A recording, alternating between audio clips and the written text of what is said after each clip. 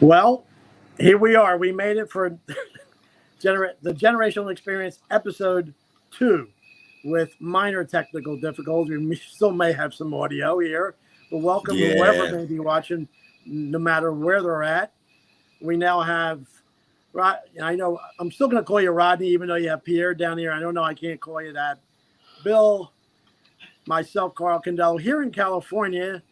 And it's going to be like 100 degrees, 104, 106. We're East Coast, West Coast right now. Yeah. I know, and I'm going to be broiled by the end of the week, so I'm not looking forward to that. You're broiling, we're drowning. I know. And DJ Daryl, who's with us for our second one. And if anybody who watched our first one, we actually explained how this all came about. I think that was mentioned, that my conversation with Rodney about who was with on my TV show way back in 1984 called California East Dance Party. He was part of the New City Breakers. And now Daryl Seidman, who is actually part of the whole California East corporation, whatever you would call it back then. But I know we could actually have some clips there. But then we all know Bill, we all know Rodney. And so Daryl, you're right now muted. So if you could talk and just introduce yourself and how you came about there. And actually, you're our mentor putting this whole together. Without you, we wouldn't know about StreamYard or whatever. So first of all, thank you. Great. Really? Okay. Yeah, Five step, man. Definitely a learning curve here with all the great technology, but I'm glad you're actively embracing it. And just like last week's show, Rod, you just got to do it, roll with it. It's going to get better each and every time. Most definitely. So I guess back in the day, it started with me is I was, my story goes back to my DJ story. So just bear with me a moment. So in 7th grade, we had a student council meeting. Somebody was doing decorations. Somebody was doing food. Someone was helping out. And they said, we need music for it. So these are a bunch of 7th graders, a bunch of, say, 11, 12-year-olds trying to figure out what to do for a sweetheart dance. They said, what are we going to do about music? And everybody looked at each other and they're like, who's going to do music? So I'm like, I raised my hand and I said, I'll come up with the music. I'll be the DJ for the night. So at the age of 13, the only thing I knew is my father, through a business colleague of his, had gotten a jukebox. He had a jukebox in our basement with all the latest disco dance hits on it, from Donna Summer to Village People, you name it. So I went home that day and I talked to my mom first, who talked my dad into it to open up the jukebox, take out about a dozen or so 45s, put them in a box, bring them to the dance.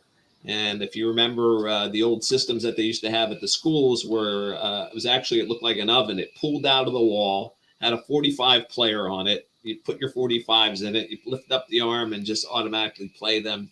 So my first DJ. Not to cut you off, but Sure. Could you tell everybody what the 45 is? Because, younger generation.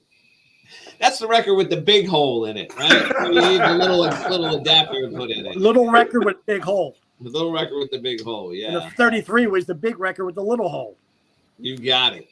Or the 78, even confuse people even more with that there you one. go. So that's the old one with the needle that just dropped onto the record. But anyway, so I DJ'd my first dance. It was a sweetheart dance at Marlton Middle School, and I totally got bitten by the music bug.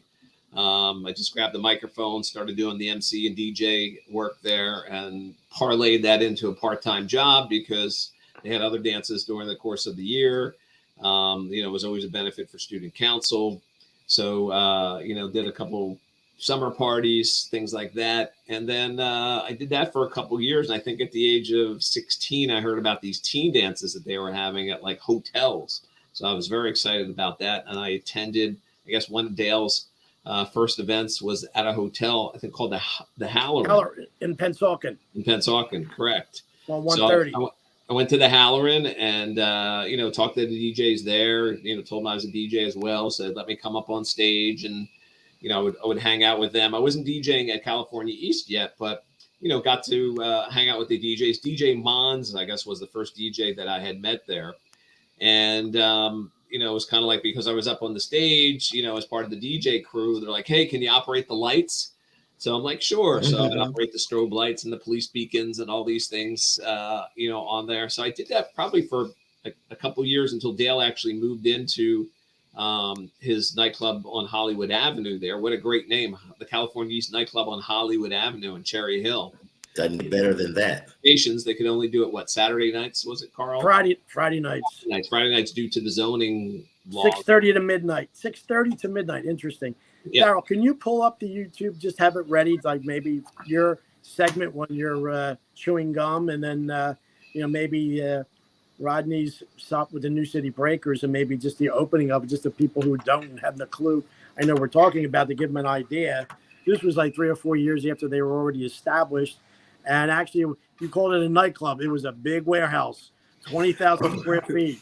Oh, I remember Cal Rudman saying, "Oh my God, 20,000 square feet! Oh my God!" But they packed as Matt like that one Friday after New Year's in '84. It was 1,650 people at $4 a head, and thank God there was no, because everybody was still smoking in there.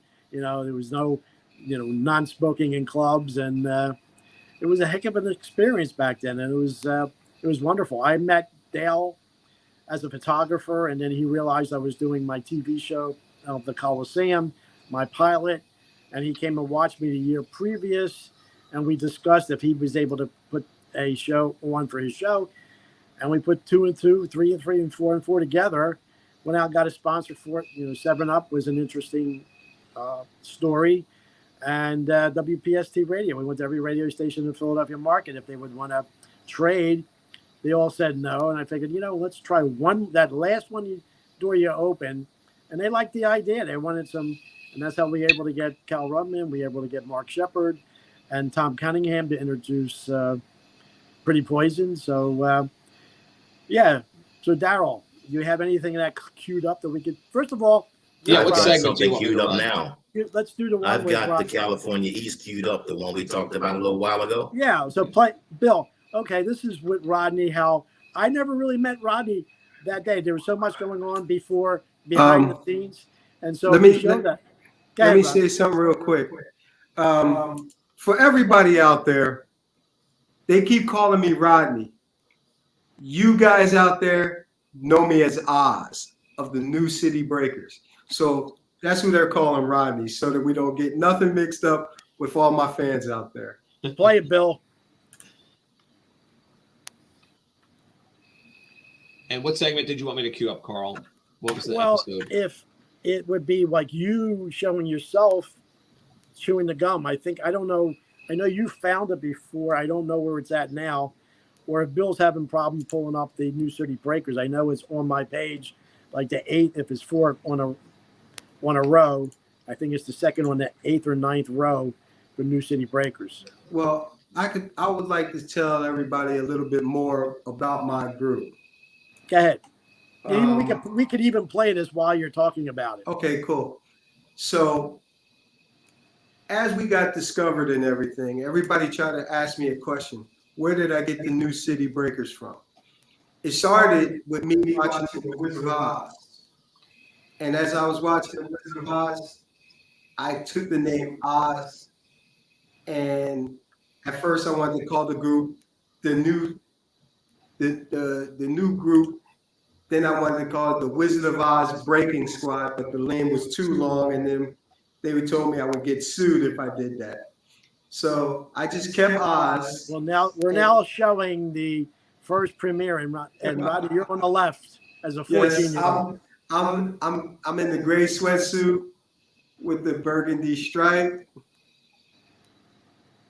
There I go. And you must have been on top of the world back then, man. You're on TV. You're at this club. Well, it's all going great, right? Being a child dance star, I really didn't. It didn't really gravitate. It really didn't strike home with me that I'm really going to be famous. All I just wanted to do was perform. And you did. And Daryl, where were you during this performance? Because I know when Pretty Poison was there, you were on the edge of the stage, and actually Jane almost hit you with one of her high heels marching across the stage. But where were you when they were doing this? Yeah, so they were getting ready for the performance. So, so one of the interesting things about it is because, as I said, I was hanging out with the DJs and doing the nightclub lighting.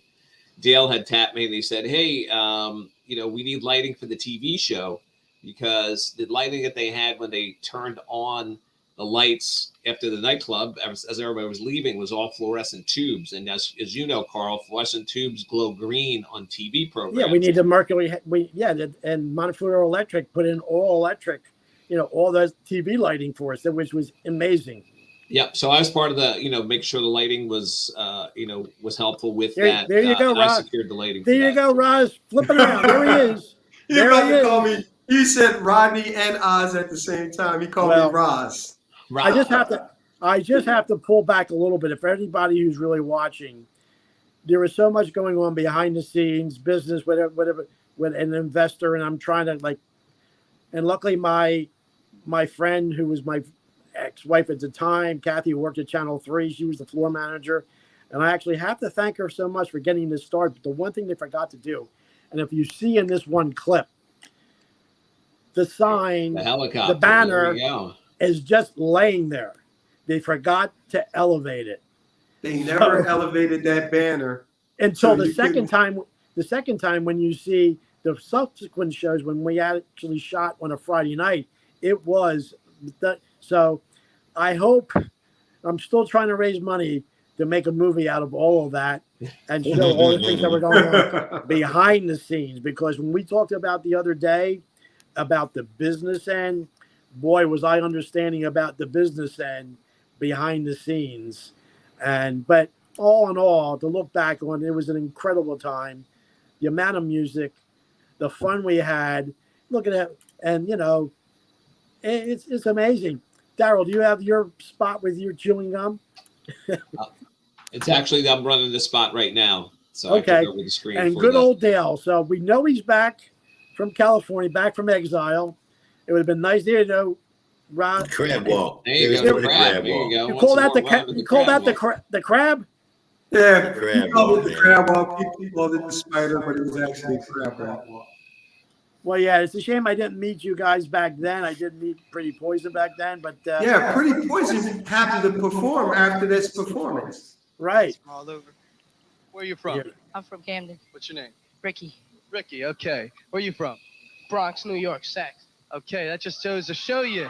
Now, you still keep in touch We with got these people guys? coming down from New York every Friday night here, don't we? And where are you from? Brownsville, New York. There you Brownsville. go. New York again. Okay. Well, here's the thing. All right, what's your name? Tom Falero. Being that I'm in Jersey and everything, Reds. We got Reds. I You represent can see him here every everybody Friday night, as well from as a lot of everywhere. other breakers but here. a lot of the guys I Do you like the new represent is breakdance from Turn down we the made sound, for Bill. everybody? Turn down the sound so we can. There you go. Okay, go ahead, Pierre. I mean, everybody that I represent everybody from Camden, Cherry Hill, Pennsauken, Palmyra. I represent every place. I never try to say that, okay, I'm one individual from one particular area, because I met people from so many different places. I basically created a new city, and that's where the New City Breakers came from. And everybody really gravitated to that, and everybody called me Oz. And to answer your question, at first, like, since I haven't been in New Jersey since 1984, when that video was found by my daughter, and I got to talk to you, Carl, my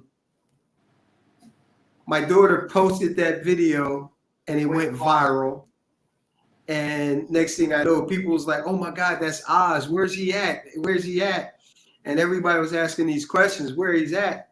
So I said, I'm in Cherry Hill, Maple Shade.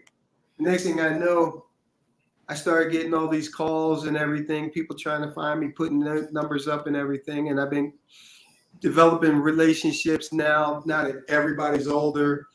And, instead of them trying to break dance, they might break something. So, but I have somebody on here that's constantly trying to get me to break dance. And I don't want to say, who Daryl is, but, we're going to keep that a secret to my masses. But it was somebody that's right here. I don't want to say who they're. Daryl. I don't want to say his name. So do you ever, Oz, I'll call Yes. you, Yes. do you ever have the urge to get out there, grab your piece of cardboard or your piece of linoleum and do it? Okay. Now I'm gonna answer that question. Certain people ask me, do I still break dance? And I say no. But technically, I still do. Technically. Yeah, I call it technically. Okay. Does that mean you do it inside your head? Or I do it inside my head. If there's a certain song and I'm in my apartment, I'll start doing some things, not breakdancing, spinning on the floor, but popping and stuff like that. Okay. Somebody keeps asking me, do I still breakdance and could I breakdance when I'm with that certain person when they're DJing and stuff? I don't want to say Daryl's name. So, I accidentally said Daryl's name. I'll tell you this though. I'll tell you this, Oz. I do a little popping and locking myself. It's just unintentional. Don't worry, it's not the age, it's the mileage. Yeah, you're right about that. Both of them are getting kind of high. Yeah, but for everybody that oh my God, There's Daryl. There's Uh-oh, Daryl. there's something. There's Chewing his Daryl. gum. He's What kind of chewing gum his was it, gum with Daryl? them shades on. Let me tell you guys something, and this is a story that I've only told twice. But for everybody out there listening, we got signed to perform at the California East. And this is my interactions with Daryl. We were going in, and I bumped into somebody, and I looked, and it was somebody in there with these dark shades on, but it was two people. Now, I had just seen the movie Terminator when he walked into the club with the glasses on and started killing everybody. So I tapped my friend. I'm like, yo, you see this guy with glasses? It's dark as heck in here. I said, what is he up to? So we just keep our eye on him because he ain't right. I don't know. He's like a mystery man. I'll get back. Had to have a little mystery, had to keep with the shades and that blue satin jacket. That was my fantasy DJs, which was the name of my company at the time. So I got a little advertising for my DJ company in that blue satin jacket. So definitely enjoyed, was that show 2, segment 2, Carl. So you can check that on the links through our YouTube channel. Well, Yeah, if I may say something real quick to Daryl, if you could just queue up for the end of the show for an homage to me with my name up there.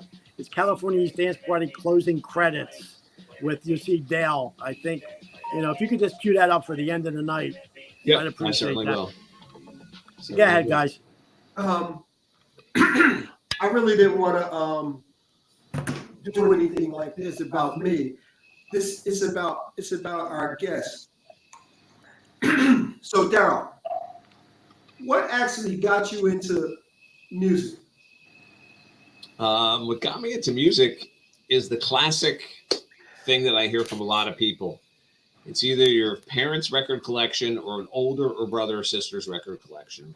And my dad gave me a box of 45s, and they were all his 45s from the 50s. So it was a lot of doo-wop, a lot of tracks that Elvis, the Chords, just a lot of music in that genre. So my first genre was 50s music. And then I think in the early 70s, I saw American Graffiti and Man Jack, which I did have the opportunity to meet later in life in the movie American Graffiti. And, Bill Haley's Rock Around the Clock. What a great song from that movie. So I had this rock and roll, initial experience. And then, with my parents with this jukebox with all the 70s disco and the disco parties we used to have in my parents' basement. That's really where I got hooked on dance music. So I went from like rock and roll right into the disco, and then from disco I got into the new wave music. You know, the Police and Duran Duran and the The Cure Ramones. and Simple Minds, and The then Ramones. some not really the Ramones on the rock and roll side, maybe more on the Clash. But then I got involved with this whole new wave thing, and but I always say as a DJ, you have to be a lover of all genres, because Right. over the gigs that I've DJ'd over the years, I've done a lot of theme parties. So like, I want ragtime music from the 20s and 30s. I'm like, all right, I'll dig it out for you. We're having a 40s, a 50s, a 60s, a 70s party, an 80s party. You guys saw me at Radwood. So that's another opportunity where we had the ability to do some really fun things. So we're always And looking that's the cool thing. That's music, right? Music creates the experience. right. Yeah. Now, here's where I can I have to interject give a on little- that part of things, is where this is what this podcast really, at least for me, started out to be, is the universality of music throughout every age, throughout every generation, no matter if it was from the very beginning, and I'm sure it'll be from all the way to the very end. People have a song that really brings them into their best feeling or best memory. Everybody's parents has a song that they say, "Oh, that's our song." I have a little backstory about the guests, how I got them on California East. The Hooters were the biggest ones back at the time, and they were being really good. And everybody would say, try to get them. And so I had their manager on the phone, and actually I talked. There he is. Who was that? That was Wolfman, right? Yeah, that was Wolfman Jack. That's Wolfman Jack. Yeah. That's the Wolfman. Yeah. Well, anyway, this is Wolfman Jack. There you go. Just real quick story about the Wolfman. Go ahead. A good friend of mine built radio stations for a living, and his claim to fame was he did a lot. He traveled the country. He drove a 58 Imperial with a big whip antenna, and he, as I said, just built radio stations around the country. A lot of times for churches and different organizations throughout the world. And he was just a whiz at taking equipment and just putting it together and building really these low-cost radio stations. So at one point, he got invited to help with a transmitter that wasn't working. And one of the big manufacturers is the RCA Victor Corporation, or RCA. They built this transmitter and they shipped it to right over the border from Del Rio, Texas, which is a radio station. As you know, radio stations in Mexico start with the letter X. In the United States, it starts with the letter W. So Wolfman Jack's original station was a station called XERF. And K out here.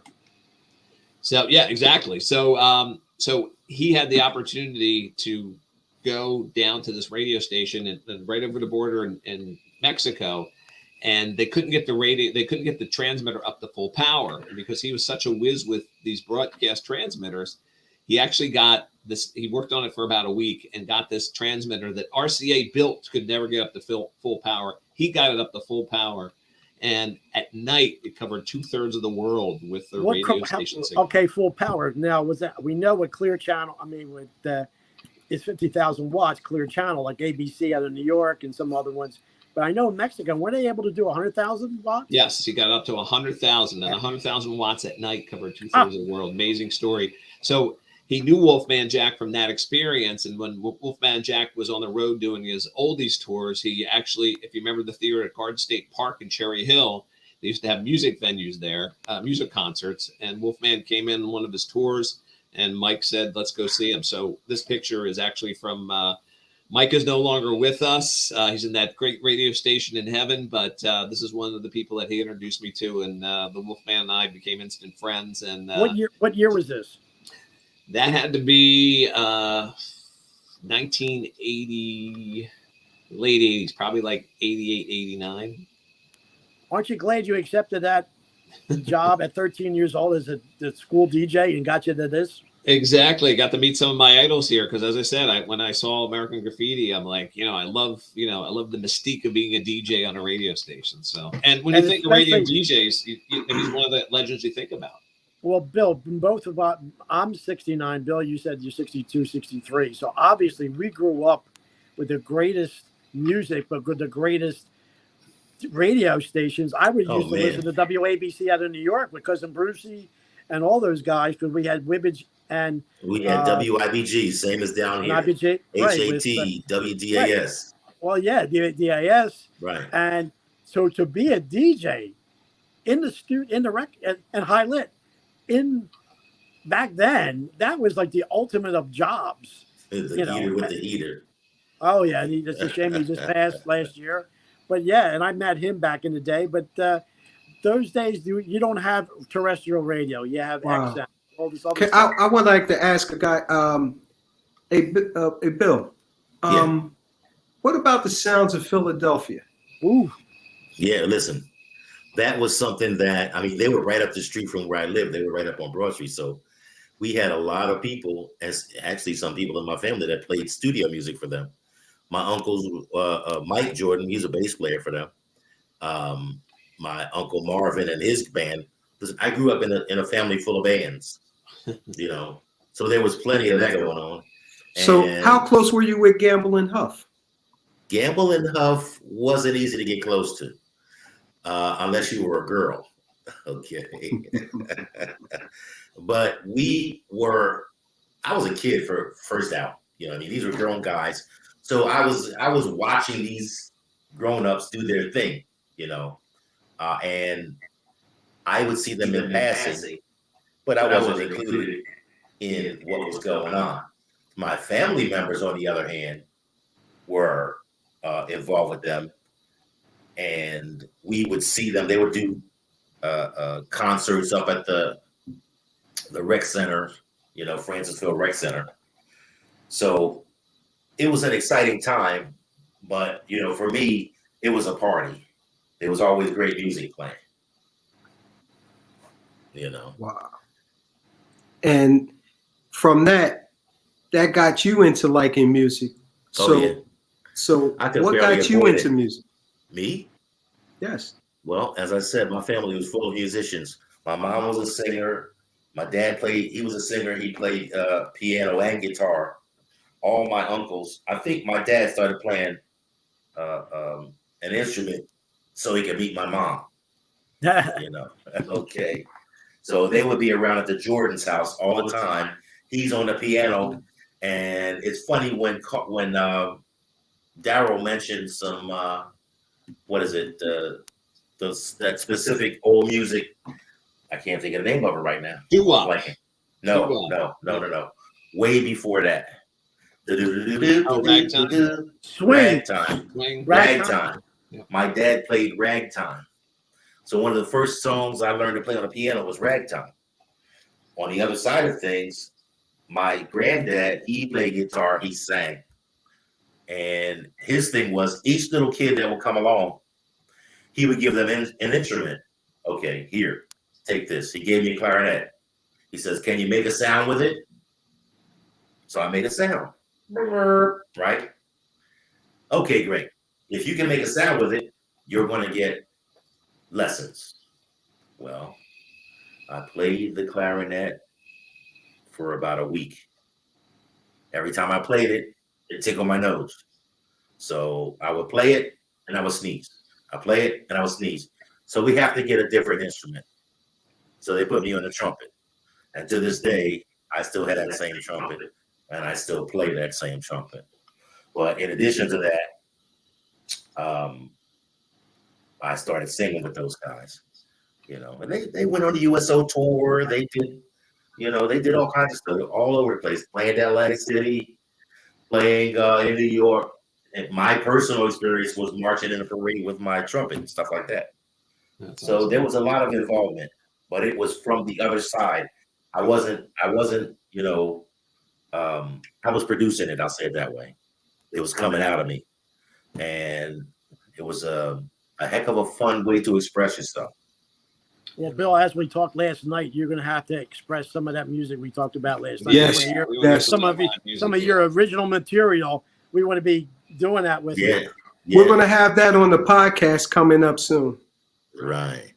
But see, the one good thing about the generational experience and all of you guys, there's music involved in everybody's life here. That's right. And how music influenced all of you guys. including myself. Music and And- family. I love, just like you Oh. coming from a musical family, Bill. And I think, we really just take a moment out to, Well, my sister, thank our heritage. I mean, thank my sister, I got a That's sister. it. My sister Virginia, but everybody calls her Booby. She was the backup singer for a group called Come on, cough it up. the Ebonies. Okay. Yeah, and I was trying to get it. It was the Ebonies, and the thing is about the Ebonies, they had some major hits. Just Because of You. Oh my God. Just to let everybody know, I Serious. check all the feeds. We're live everywhere, so Yes. we're out there. Yeah, if anybody has any comments, whether you're on Facebook or YouTube, you can comment. We can also see your comments in our comment stream here in the studio. If you have a question or a special memory, we'd love to hear from you. And I just want to recognize family. I mean, you, as I said, Bill, your family, musically inclined, definitely. And Everybody my father was played not something. a musician, but he wasn't an announcer. Back in the day in Cherry Hill, there was a indoor ice hockey arena before the Flyers came to Philadelphia, and my father started out as an ice hockey announcer and The did some Jersey DJing Devils. himself as well. So I like to say I got his voice, his DJ voice, All right. which has carried me. And Carl, I just want to relate another story from you. Probably about 10 years ago, I reached out to Carl. I said, Carl, it's happening again. He said, what do you mean? I said, teen dance party, teen nightclub. Actually, my son Darian was a DJ for the indoor water park, which was called Sahara Sam's in Sahara Berlin, New Jersey. Sam's. Sahara Sam's, yeah. I said, Carl, can you do some photography for me? Can you come out and take some pictures? And Carl is kind of like deja vu for you, huh? You should have told me. I could have had them. Actually, they're on my Facebook page. If you want to check that out, they're in an album. If you want to do that, so if I was able to share everything with you, we could. But if you want to show any of those, because actually I'm going scrolling down. Yeah, they're still up there. And I like to say one more thing. A lot of you guys don't know, and a lot of you fans out there don't know. I had got adopted, and I was embraced and loved, and I love this family, and I keep them in my heart. That's Daryl's family, so I want everybody to know that I got adopted by Well, his family. It's a quick adoption, yes. I'm probably the one that hasn't talked about family yet, but I grew up obviously Italian. But what do you think was playing Sinatra and all that stuff? And actually, my grandparents would play the Italian music from Italy, so I'd always have an ear to the really great. So actually, today on my way home from my photography job, I stopped at this local place. The owner's from Sicily, and they have all the old standards and everything, which was great. And so there was always music being played. I wish, like I mentioned on Saturday, that I kept playing the guitar because I had lessons, but I didn't have any patience. I didn't sound like the Beatles, so I gave it up. Biggest regret I ever had, to at least be able to still strum and play and round. So, but yeah, it's I have to bring it up to almost a spiritual level. There's that famous physicist, Michio Kaku, who came up with string theory. Biggest thing he said, through the universe, it's vibration. And that's why human beings, no matter where they are, will have some form of music. No matter where they're at on the planet, have some form of music. Think about it, Carl. Creation was music. Exactly. From the very beginning, and even in the Bible of Genesis. Right. That's right. So yeah, music is and that's why when we hear something from our past, it immediately brings us back to the past. That's our little mental time machine. Where were you when you heard this? Who were you with? Blah, blah, blah. And actually now through Facebook Reels, I'm able to actually put these little vignettes of all the pictures that I've taken to some music that I've loved back in the past. So thank God for the new technology. I've been able to do this. There you go. I say to that music, for everybody, it brings emotion, It makes you happy, sad. It makes you reminisce. Maybe a song will make you make you think about somebody that's no longer here. Music is the essence of everything. And you guys, as we sit here and talk more about this is what brings everybody together. And this is why I love you guys. And I have you guys with me on this journey as we're promoting this generational experience. Yeah, Daryl, I wish I had the technology. If you go on my Facebook page, go into photos and go down the albums, all those pictures from from that club are available if you want to post something. Okay. And you with your son, I always like the one with all the foam coming down, and that's 12 years ago now. That was in 2011. 12 But years. we're at about like 10 minutes to go. So not to wrap it up, but just to say, hey, with the future for this podcast, I know Daryl was excited about just us forming this, and I'm glad I thought of you because I know you get us on the right path. But and just talking to Bill last night about his original music, and I can't wait to start hearing it. So we're gonna get him to play. Yes. Then we don't have to run this little ticker down here saying that we don't own the rights to the music. Yeah, when it's your original, yes, it's the man. You can play some of that. You got it. I would like to say some things.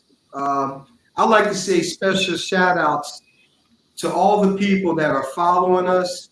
I want to say I thank you and I love you all. You continue to come on, show your love, share your likes, and please subscribe to us.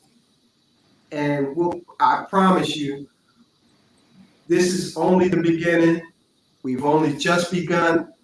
So follow us on this journey.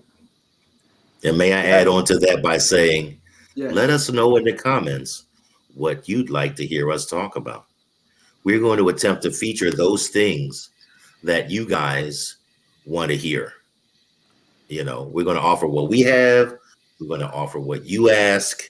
And hopefully we can form a big family of many generations that has a lot of fun talking about the stuff we enjoy. Yeah. Daryl, I know you're going to be a frequent guest every once in a while. You're not going to be with us all the time. But what do you envision, for yourself and us down the road and, for the current future, the immediate future? Yeah, just like the name says, it's a generational experience. I would like to see, as I said, more generations being integrated into this and coming up. That's with our topics, intent. Getting those points of view on, what's going on, what their feelings are about them, because that's really what it's about. It's really bringing up the next generation and letting them have a voice, as well as using our season's experience to interject a point of view as well.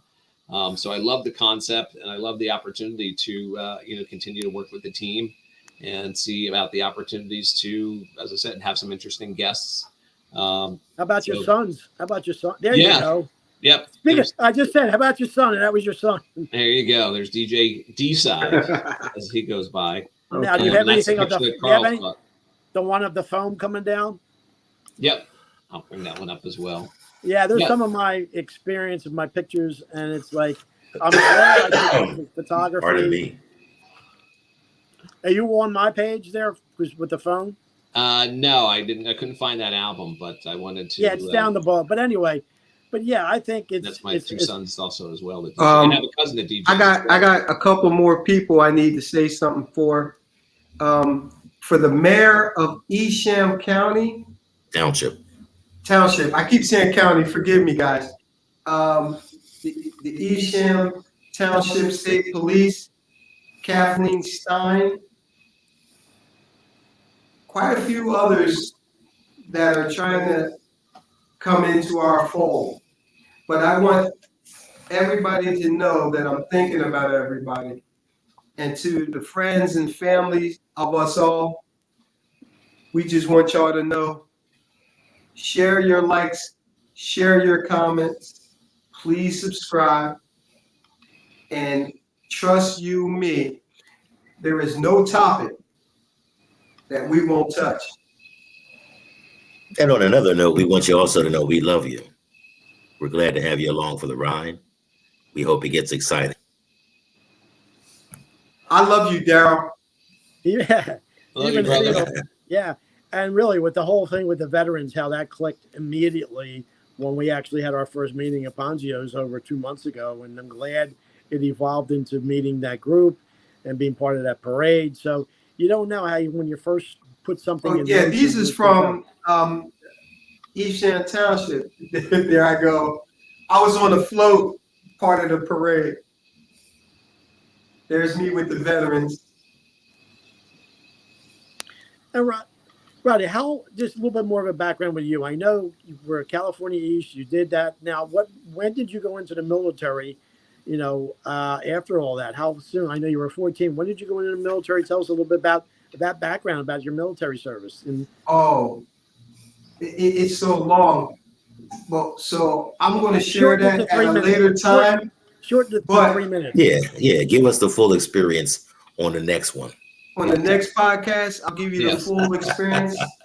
And when I tell you my full experience, it's going to touch some emotions with a lot of people because it's war. So Okay.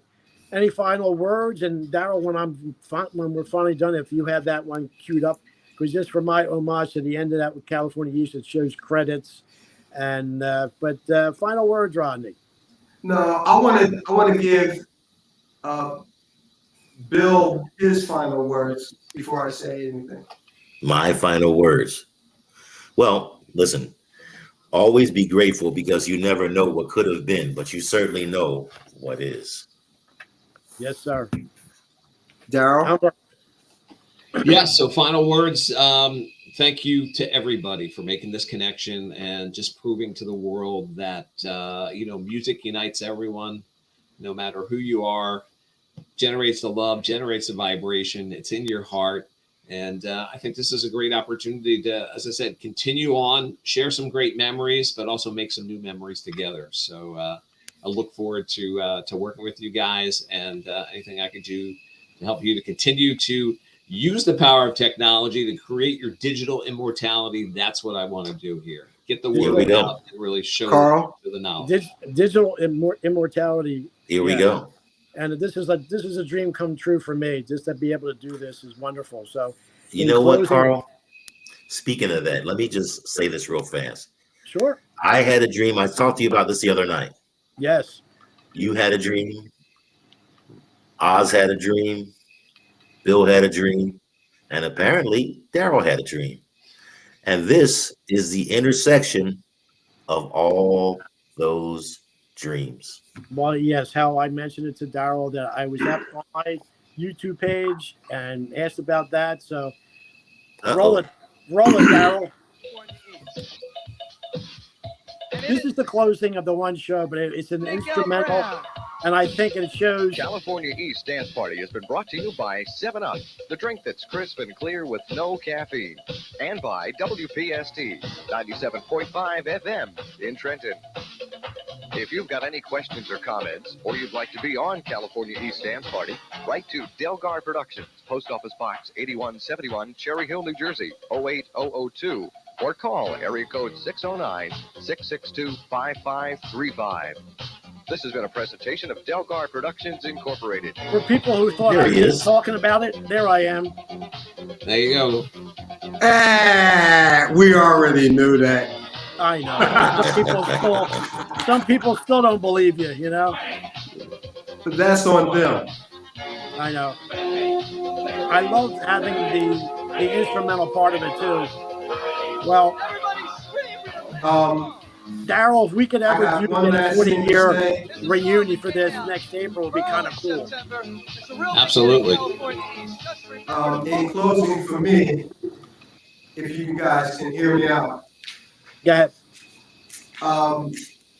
My special shout outs goes to all my friends over in Germany, Korea, Guam, Alaska, and to some of my friends who's over in Poland.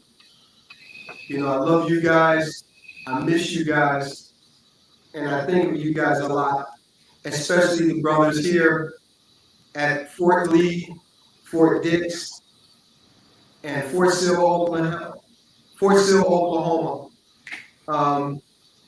I want you guys to know that I think about all of you all the time, and all of you in every branch of service holds a very special place in my heart.